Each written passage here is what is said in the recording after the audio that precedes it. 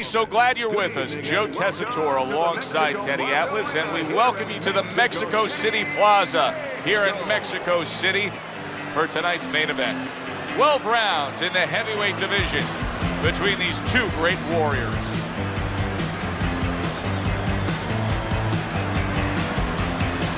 Fighting out of the blue corner, ladies and gentlemen, please welcome the King Warrior.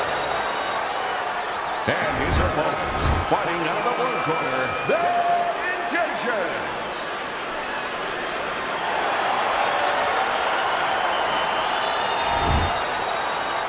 Okay, let's have a good, clean fight. Touch him up and let's go. Well, they're scheduled to go to full 12 here tonight. Round one now underway. When a high stamina fighter is fighting another guy who's very well conditioned, is there any tendency for maybe some doubts to creep into his mind? Yeah, there always are. Because you always want to have the edge. We're human beings. Boxers are no different. They want to say they have a little edge in that area. But they need to know that this is exactly what they're ready to do. Way to block there. Very nice job landing that counter punch, getting away from one that was coming at him.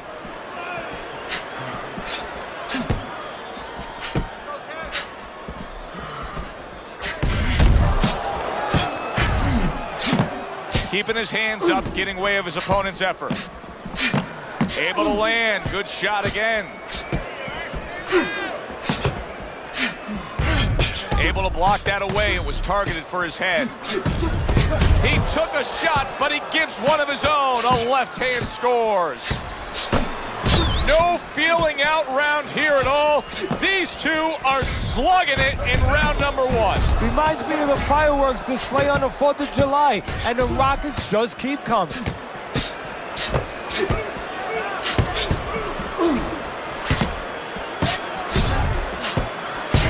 Good looking counter punch. Oh, and there you go. Hard charging with that right hand.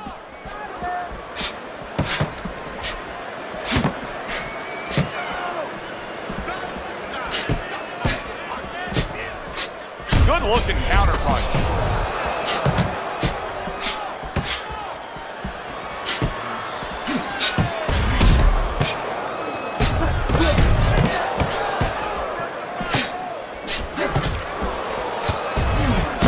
What a great round.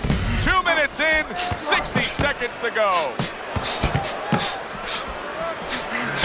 Keeping his hands up, getting rid of his opponent's offense.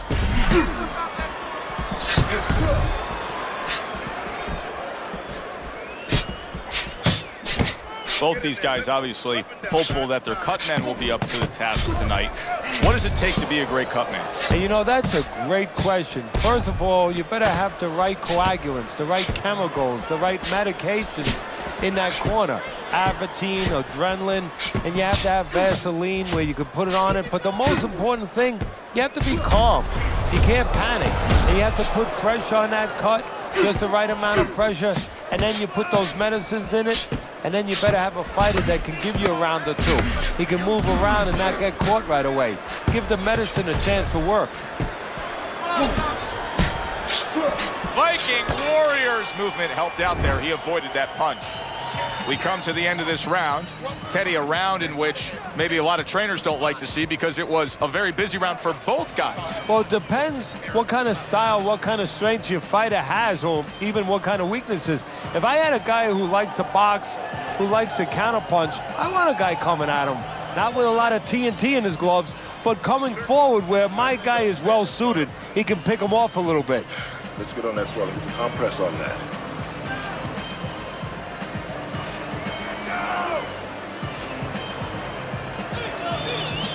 Here we go. Round two is underway.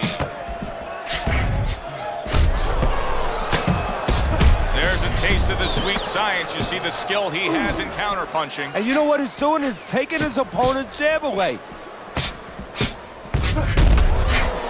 Well, he's throwing it, but just missed. Isn't landing it. Don't stay in one spot. Circle.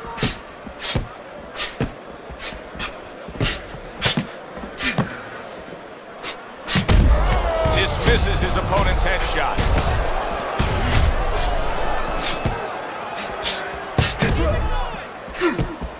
And there he counters back against his opponent. Good doubling up of the jab by Bad Intentions.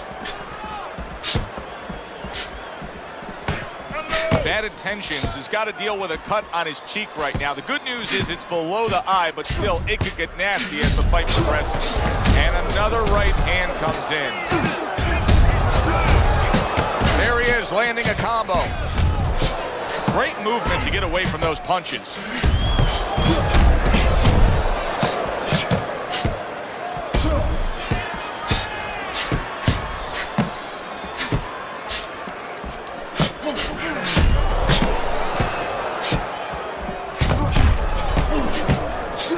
Needs to improve that accuracy. Missed with the headshot.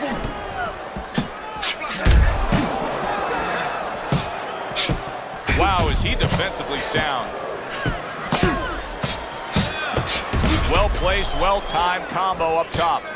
Bad Intentions is being so very effective, punching in combination. And that's what you want. He's got pretty good hand speed. Might as well use that hand speed.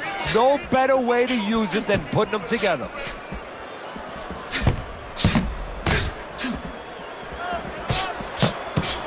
Fine fundamentals, good counterpunch.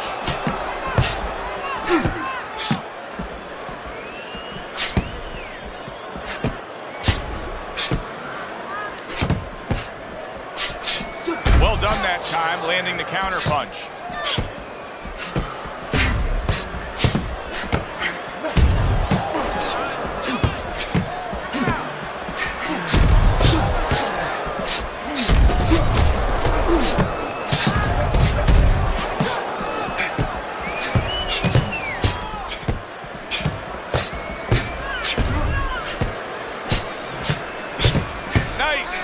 After catching one by Viking Warrior.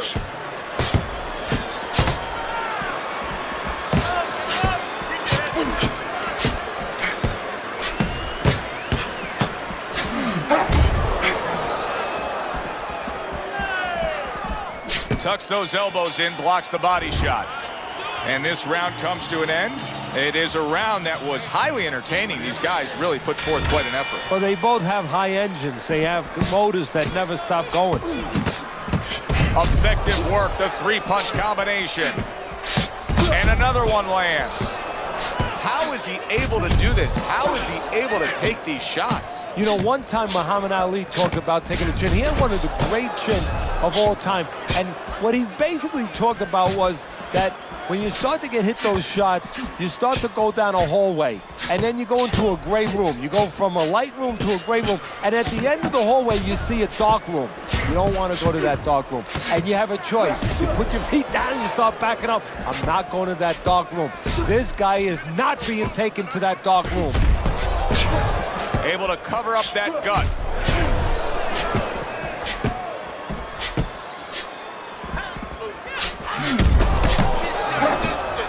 Good, strong uppercut. He comes right back with it after taking one.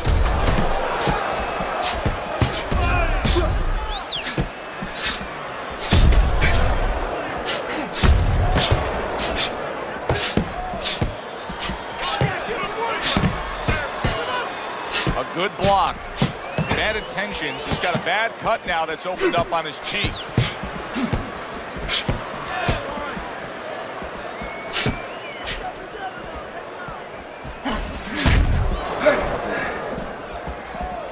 Coming to the halfway point of this third round.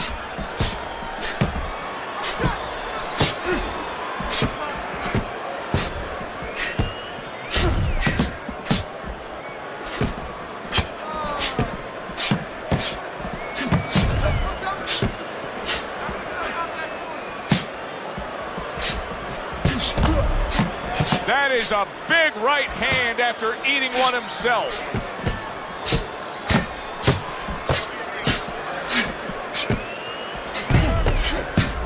A little something for his opponent after getting tagged.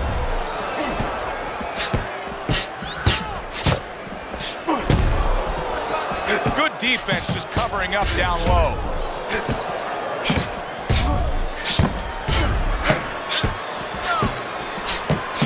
trade shots. He comes back with a right hand.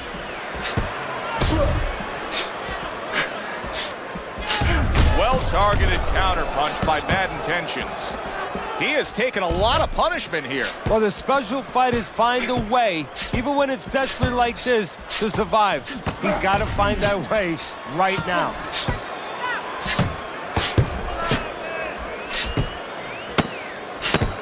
Just 10 seconds to go in this round.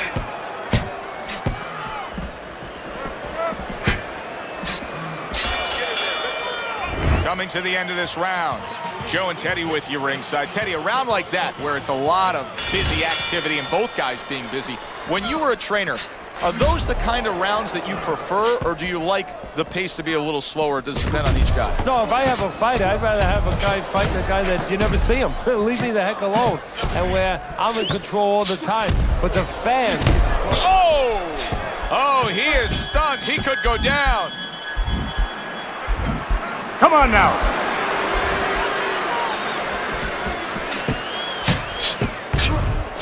Devastating blow by Bad Intentions. Teddy, you talk about going out and making a few opening statements here.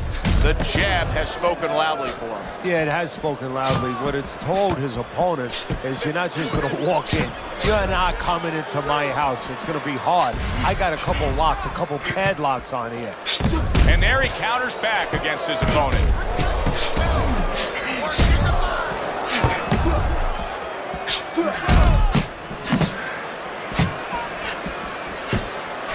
And a sharp counterpunch by Bad Intentions.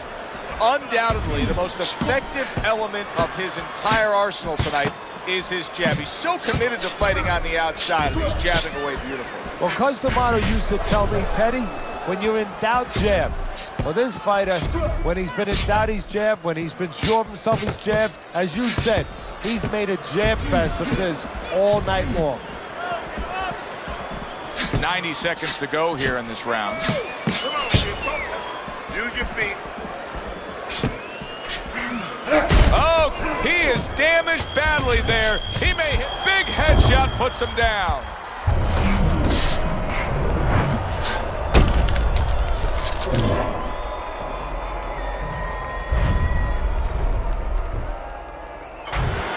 One, two, three, four, five. He went down from a big shot. Now he's got to have some big guts to move along. You're going to find out exactly what he's made of.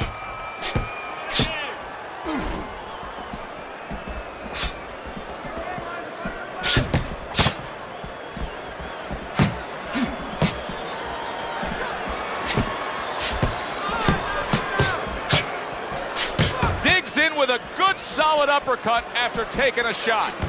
Now he's trying to create an opportunity here as he backs him up against the ropes. Teddy, you can see quite clearly that that cut is becoming a major problem for him. What does he have to do strategically here to deal with it? Well, there's three lines of defense, Joe, whether you're cut or you're not cut. One is use your legs, get out of range a little bit. The other is move your head, the other is block. He has to pick one of those defensive strategies, one of those choices, and put it into place. 10 seconds remaining in this round.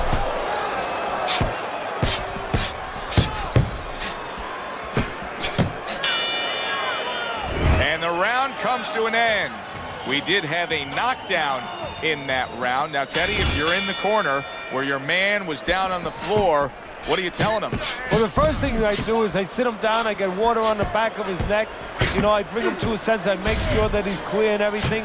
And then I tell him why he got his backside put on that canvas so he can correct it. And he doesn't go out there and get caught again with the same punch.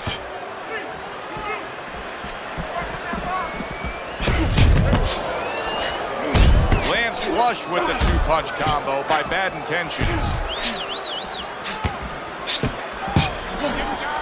Here's one for you now, he says. Right back with the left hand. Bad Intentions is doing really well on the outside.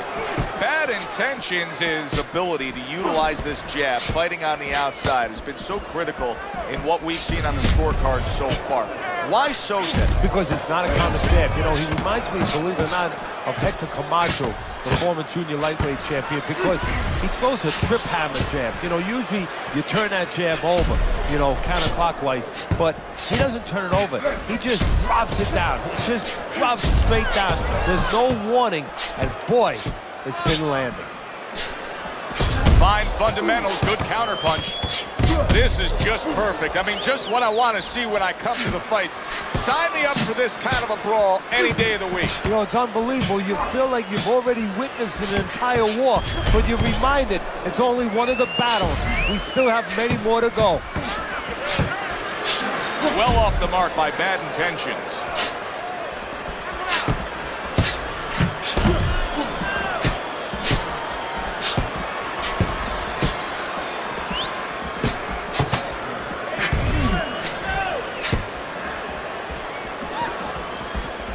Frustrating his opponent with great defense. 1 minute to go in this round. Neither man has decided to slow down at all. Oh boy, what a round. Good looking counterpunch. Boy, the judges are having an easy time with this because this is clean and effective punching we're seeing out of him. Hey Joe, remember when you were a kid? Your mother and father bought you that painting by the numbers? Oh, I love that. He's punching by the numbers. Great fight. I mean, just a great fight. Both guys giving their all back and forth. It doesn't get much better.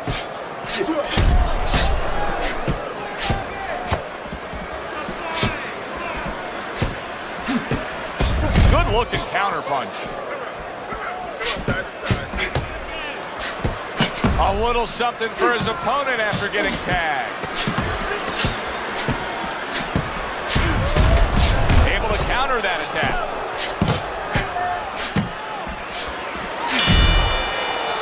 This has been a hotly contested war throughout, and you just have a sense that it's going to end at any moment in these later rounds.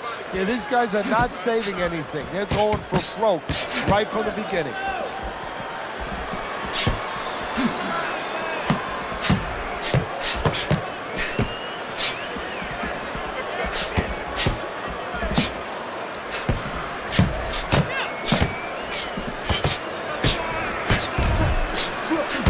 To dismiss his opponent's shot and then comes back with an uppercut.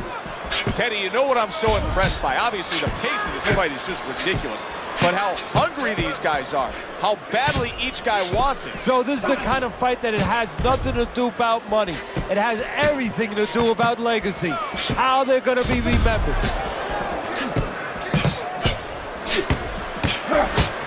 And there he counters back against his opponent.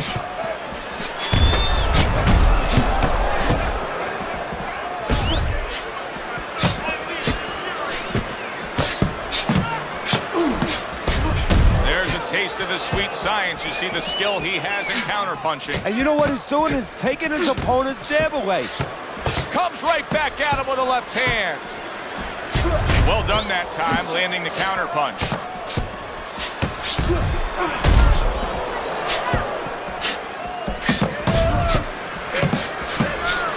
He tried to nab him up top, but was unable to connect. Boy, you gotta love being his opponent, right? You come into a fight like this tonight, you're so worried about getting off your punches, landing accurate punches. Well, here it is. Not gonna move the head at all. Come and get it. No, you just have to worry about you don't hurt your hands. You better hope that you wrap them real good because you're banging that nugget all night long.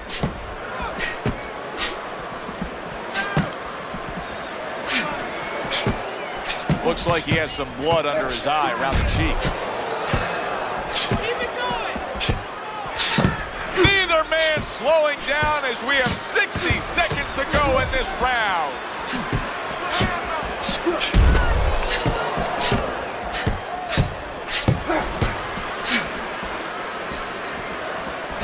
Lands the counter.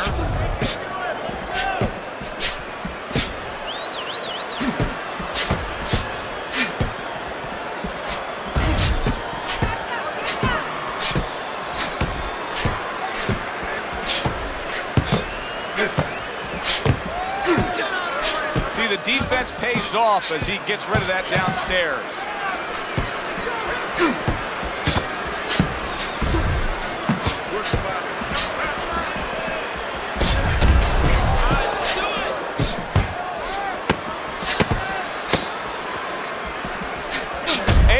dismiss his opponent's shot and then comes back with an uppercut.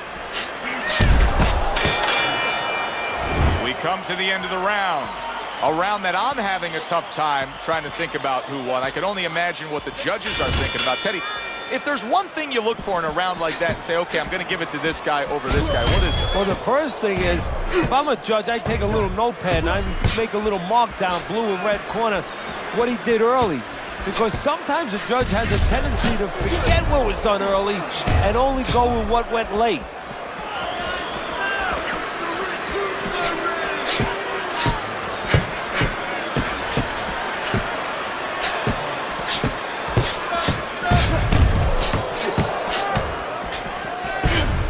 Good block. There he is on the inside, doing well. Bad Intentions is in control of this fight, Teddy. Sometimes you can just look at it and see it as clear as day. He's ahead on the scorecards. Yeah, I have my head on my scorecard too. But right now, he can't afford to coast because his guy is still dangerous. He has to still stay on his P's and Q's.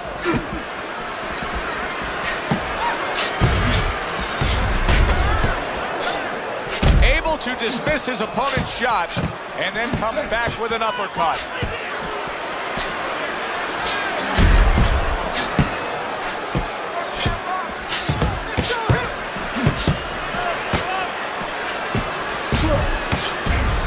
Staying away from those headshots with his defense up top.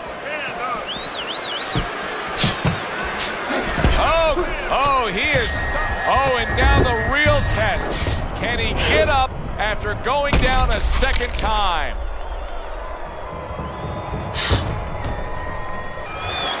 One, two, three, four, five. He gets up after that punch put him down on the canvas.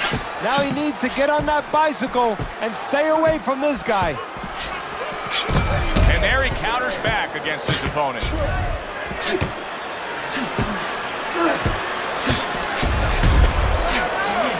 And crashing to the canvas after that uppercut.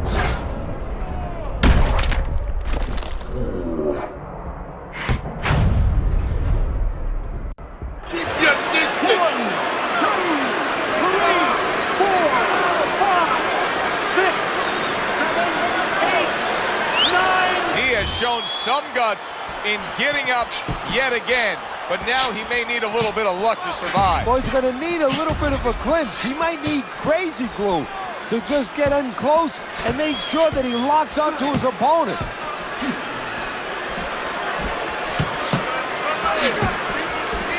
Way to block there.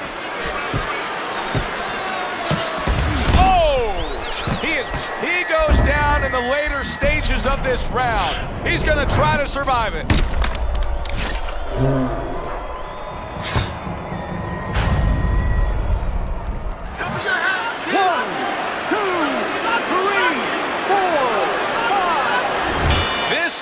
Is now over. Bad Intentions is gonna be partying tonight. A knockout victory. It doesn't get better than that. Bad Intentions is your winner by knockout. I feel like I just read a book. You know, I know a little bit more about this guy now. Yeah, good one for the fans. Glad you tuned in to see it with us. I'm Joe Tessitore alongside Teddy Atlas saying thanks for being with us.